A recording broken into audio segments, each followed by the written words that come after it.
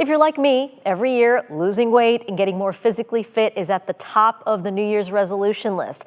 But what about improving our mental health as a goal this new year? Today we talk about improving emotional well-being in 2025. Here at In Focus, it's our resolution this new year to cover mental health more.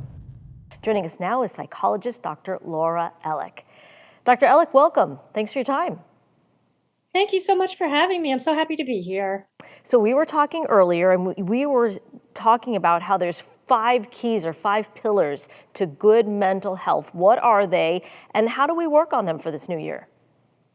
That's correct. So I always instruct people on these 5 pillars that I consider to be pivotal for mental health. And that would be your health, your career, your finances, your relationships, your family, and your personal, which could be your habits, your hobbies, your friendships, the things that create meaning for you. And so when any one of these is out of balance or out of whack, we can feel off. So for example, people who are really struggling with their finances will talk about feeling anxious and depressed, and it has an impact on the other 4 pillars as well. So we really want to be looking at how close we can get to keeping these balanced throughout the new year, knowing that every once in a while, one is going to be a little off as we're working on certain things. How important is it to be realistic in setting these resolutions?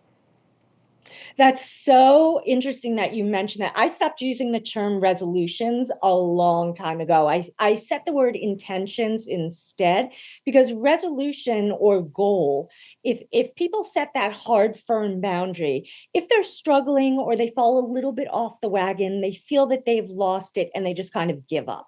So if you set more of an intention, like my intention for this year is to overall eat a little bit better or to exercise a little bit more, there's some flexibility there for when things go off track. So it's less of an all or nothing kind of thing, but I love it when people do that. It really sets a theme for the year and sort of sets a tone for where you're going to go in 2025 or whatever else, whatever year's going on.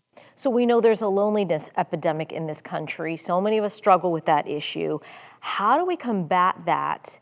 And is, developing or meeting new people, developing new friendships a part of the solution?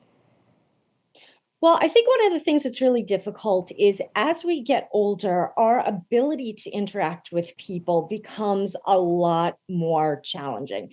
So, of course, when you're in school or on a college campus, you have your choice of people all around. There are people in the cafeteria, there are people in your classes. As you get older, and especially as the kids get older, there's less and less opportunity to meet new people. And even with this world that we're in, where now most of us are working at least part of the time virtually. I know, for example, in the course of the day, I may not leave my house at all. So the opportunities to meet someone and to create that connection, that becomes reduced. And so this is one of those things where people really have to start being intentional about how you're going to go about meeting new people. And it's a big challenge in the world that we live in right now. Give us a few ideas for how we work on that, on creating new relationships, new friendships.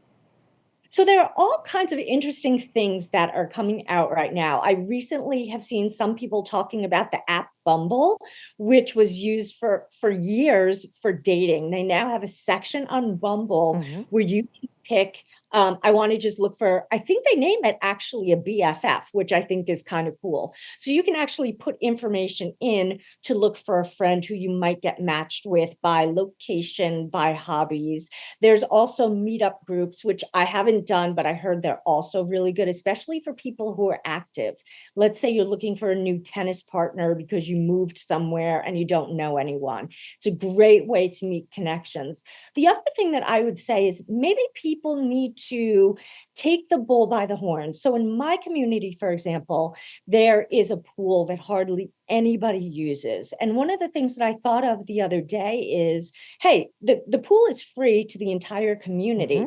What if I just passed around a message saying, let's have a happy hour at the pool, and whoever wants to show up 4 o'clock on this Friday, show up and let's just meet people and have some fun. So it's really thinking outside the box, especially with the way technology is developing so quickly. Let's use that to our advantage as well. Dr. Ellick, we appreciate those ideas. Thank you so much for your time. Thank you so much. It was a pleasure.